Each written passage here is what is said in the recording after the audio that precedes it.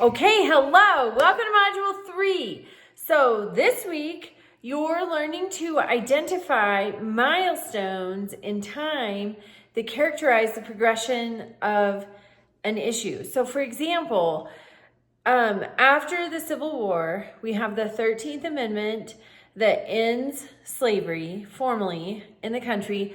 We had the Emancipation Proclamation, but that only ended slavery in the rebel states. So we needed the 13th Amendment to end it nationwide. So we have that, it's ratified, it's added to the Constitution, as is the 14th Amendment, and which guarantees equal protection under the law, and then also the 15th Amendment, which means you cannot discriminate for voting based on race. So all of those, the Civil War amendments or the Reconstruction amendments, that's a point in the timeline, the 1860s and 70s of the civil rights movement, one of the points. Then in the 1890s, the Supreme Court hears the Plessy versus Ferguson case, and there are more points along this timeline. I'm just hitting the most prominent. So the Plessy versus Ferguson case in the 1890s, the Supreme Court perverts the 14th Amendment and creates the separate but equal doctrine.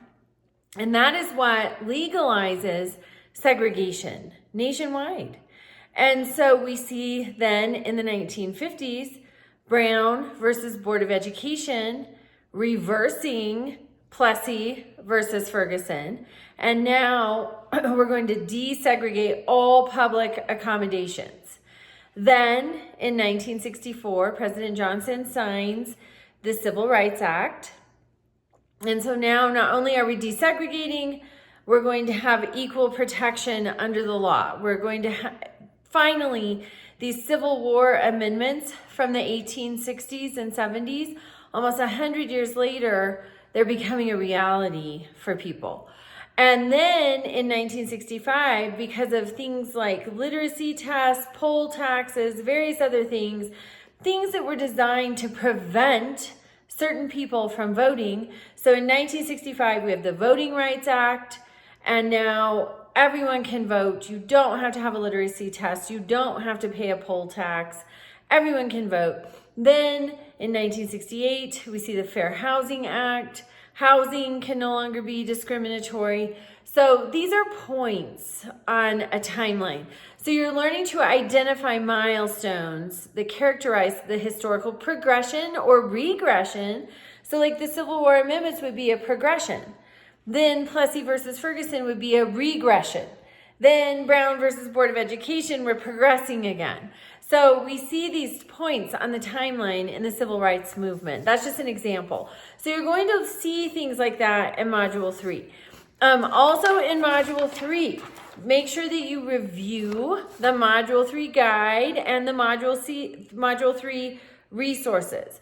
We have a discussion again, so make sure you post your initial response by Thursday and then reply to 2 of your peers by Sunday. Follow the prompts. There's prompts in the discussion about your initial response, and then also your replies to your peers. Follow those prompts. It just really helps us get a conversation going about the topic of the discussion. Then you have a resource investigation assignment. Please use the guidelines and rubric. That has everything you need to be successful. I mean, obviously you're going to have to do your research outside of that, but follow the guidelines and rubric. That just helps you ensure a successful assignment. So reach out with questions and have a great week.